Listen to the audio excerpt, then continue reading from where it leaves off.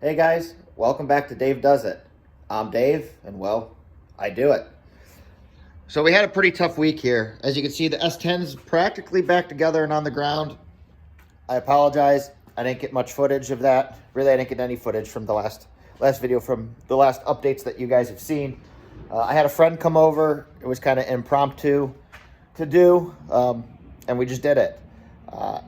There's a lot of things that happened this past week that I wish I had the camera, because it would have made excellent footage for you guys.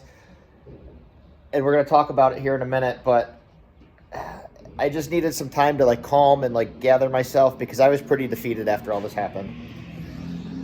So we got the S10 back together, ZR2 rear end's in it, new tires are mounted. The drive shaft came in the mail yesterday. So hopefully this is correct and we can go ahead and get that stabbed.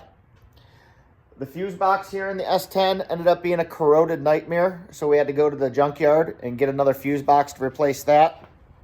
And I hooked the trailer to Old Blue to go on its first maiden voyage. We went out and seen Mr. Dave.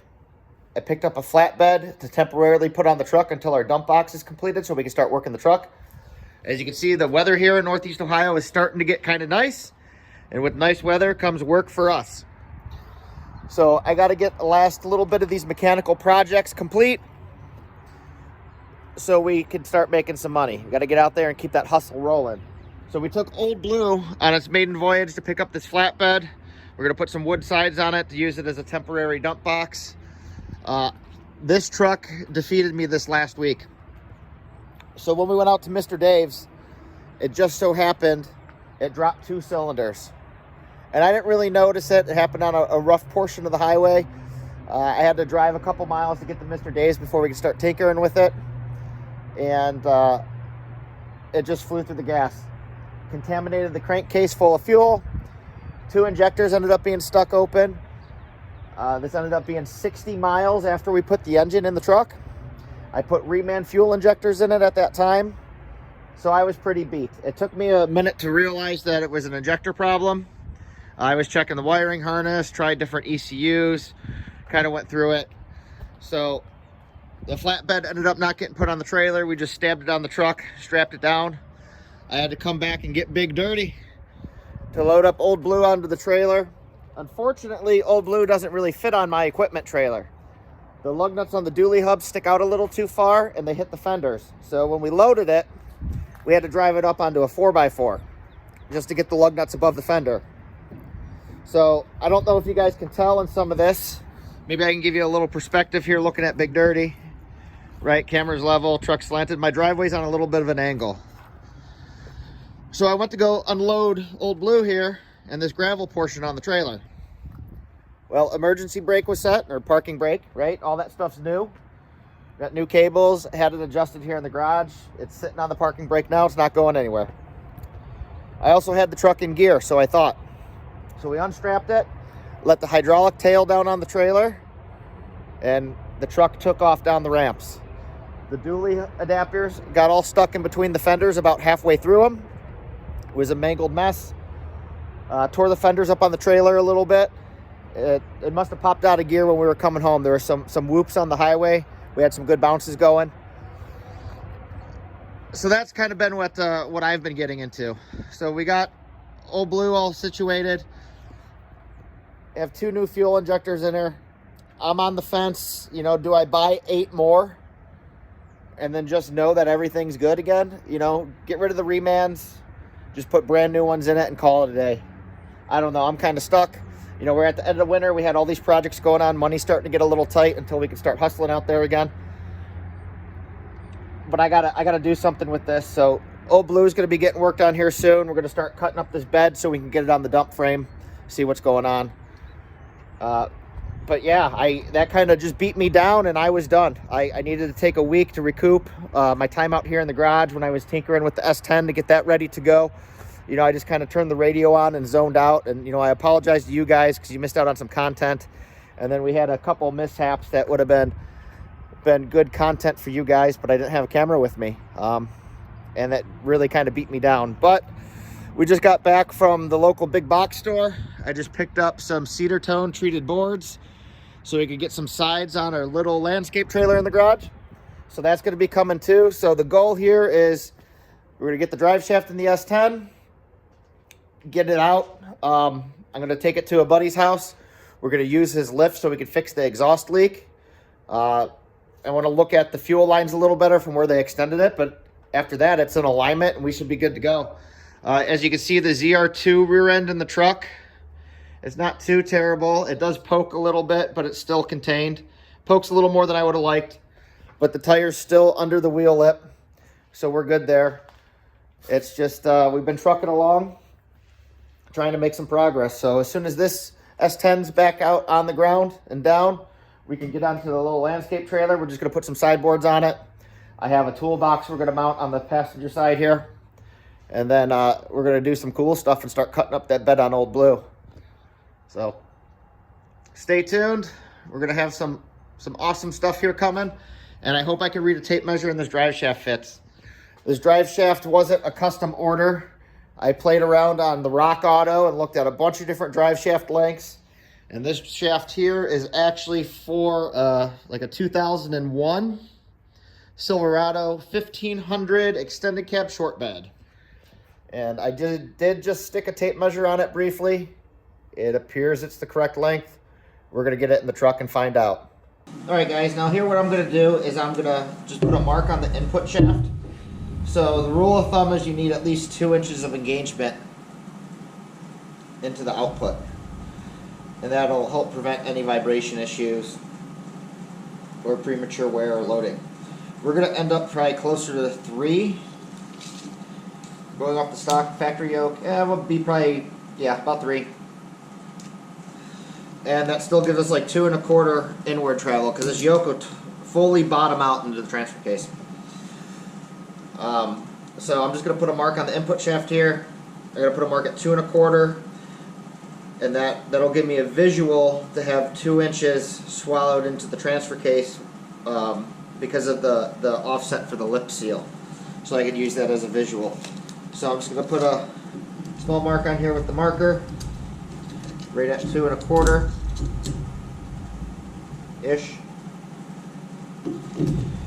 Now we can slide under the truck and see how this fits.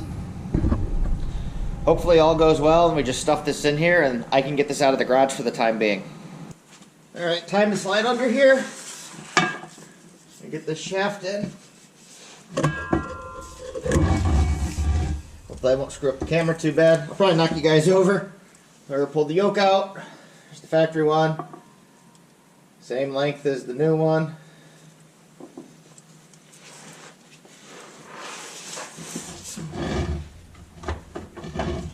Look at that.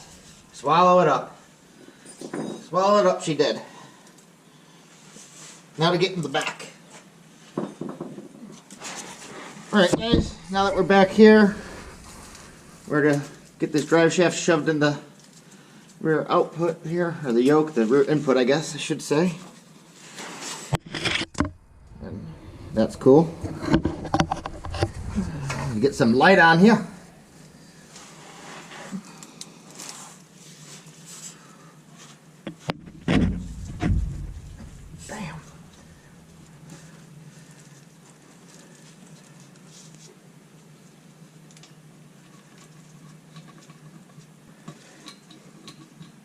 So far, so good. Be curious to see how much yoke we have showing here in a second. Get all this bolted in, and I might be really sad. I don't know how much the diff's going to come up. When we pulled the rear end out, it did squat down quite a bit. It had a lot of drop in it. So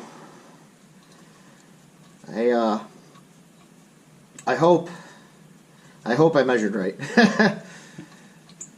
It's not too bad though. This is a Chinese drive shaft, so it was only $130 shipped to my door. I don't even think I could have bought new U-joints for that, although I'm probably going to end up having to buy new U-joints for this.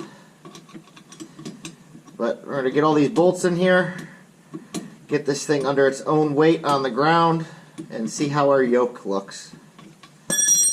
So, just give me a minute, and I'll be right back with you guys. Alright guys, well we don't have the truck on the ground yet, but I just wanted to come up here and show you the yoke. It's really hard to see on camera, and I can't even tell if you guys can visually see it just because of how small the LCD display is on the camera. But our 2 1/4 mark is literally overlapped right here at the seal. Oh, there you go. Now you can see it. So, sitting with the rear end full droop, we still have our minimum 2-inch engagement on the output shaft. So it's only going to go in a little farther, and then we won't have to risk bottoming it out. Typical travel's an inch, maybe, full swoop. So, you know, we'll get another titch out of it. So that's good. Apparently I can read a tape measure, store-bought option. Hopefully this works good because there's a little bit of wiggle in it. We'll see. If not, then the drive shaft's too short and I need something longer. All right, let's get this baby low.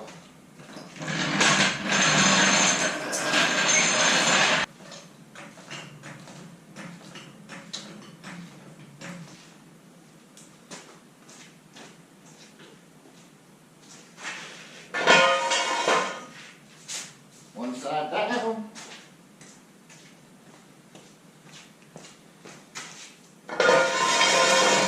Awesome. All right, we're going to raise her down now.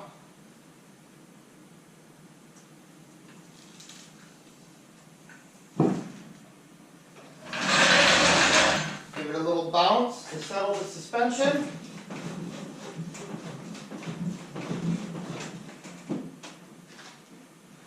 Yeah, that looks pretty all right. Look at that. Back down.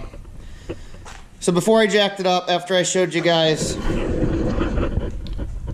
the mark on the slip yoke, I measured it. It was 3 1/4. What we had remaining for the I guess the receive on the input. So we're gonna get under there really quick, take a measurement on the yoke, see how much we actually have in there, you know, because that was at the 2-inch minimum. Obviously, you can see the rear end came up a boatload, so I'm hoping it swallowed some more of that up. So let's slide under there, if I can get my fat belly in there, and see what we end up with. Well, guys, that's unfortunate for me. This is the first time I've ever seen this happen. Under compression, the drive shaft got shorter. It actually came a 1/4 inch out. I thought it would go a 1/2 inch or more back in once we took all the droop out of the rear end, but I guess it's something funny to do with all the angles. So my drive shaft's too short. It's okay for me to move it around. I can get it out of the garage and start working on a couple other things. But I'm going to have to get back in there and find a shaft that's roughly 1.5 inches to 2 inches longer. That would be comfortable for me. And I guess we'll take it from there. That's a kick ski. But at least now I know, right? So I measured for a shaft at full droop.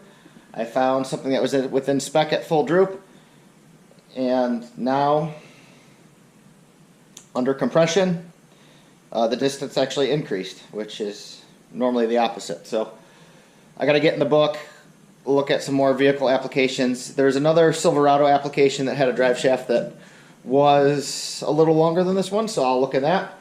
And then I'll get another Chinese drive shaft ordered, and they'll still be half the cost of having one made. At least now I could try to sell this to somebody, maybe. Who knows? So stay tuned, and we'll drop this when the new drive shaft comes in. Well, guys, I am absolutely defeated with this drive shaft, and I don't know why I keep doing this to myself, because I'm always trying to chase the dollar, and it ends up costing me in the long run. So as you've seen, the Chinese drive shaft we ended up buying was 1 inch-ish shorter than it was supposed to be. Probably because it's Chinese, right? And it fits multiple vehicles. It would probably explain why the yoke's a little longer also. So I got the Dorman catalog and I ordered a drive shaft that was supposed to be 1 1/8 inches longer. Well, Dorman doesn't size their drive shafts like normal people do, with U-joint center to U-joint center. It is tip to tail or something like that. It's end of the slip yoke to the center of the U-joint. I'm like, well, that's stupid. So after waiting a week, that drive shaft is too short. So now I'm going to pull the Chinese drive shaft out, take the original 2-piece drive shaft also, and go up to the drive shaft shop and do what I should have done in the beginning and just paid to have them make me a drive shaft. So I guess it's another life lesson, right? Every time you try to save a buck, it always bites you in the ass. Well, don't cut any corners, I guess. So here's the S10. I've been moving it around the yard with the short shaft in it just to get it out of the way. I'm going to pull it back up by the garage, pull this shaft out, go drop the drive shafts off at the drive shaft shop, and then I won't have to worry about this, and it'll be done, right? And we can start using it. That's like my holdup. It's drive shaft alignment. So I just feel kind of defeated. You know, every time I try to take a step ahead and be budget oriented, you know, it's been a long winter, work's been slow, things are getting a little tight, and I end up making the situation worse for myself, and it costs way more money. So I just wanted to give you an update. You know, it's been a little over a week in between recording times from the drive shaft debacle, and this is some of the hoops I went through. So I just wanted to let you know, so we can close the video out, that I finally made the conscious decision to stop being cheap and just bite the bullet and pay to have the right shaft made the first time, and we could move forward and be done with this truck. So dropping the stuff off at the drive shaft shop. I should have a shaft in, I don't know, today's Thursday, so I probably won't get it till Monday or Tuesday, but then it'll be done and right, and I could drive this truck, and that's what we're after. So again, just a little update here for you guys. I'm just shooting myself in the foot, but thank you for coming along.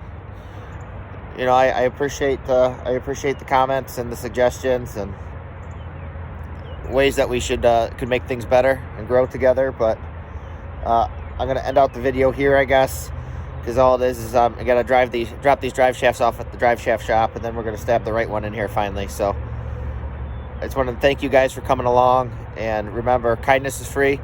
It doesn't cost you anything to be a decent person, and try to inspire someone.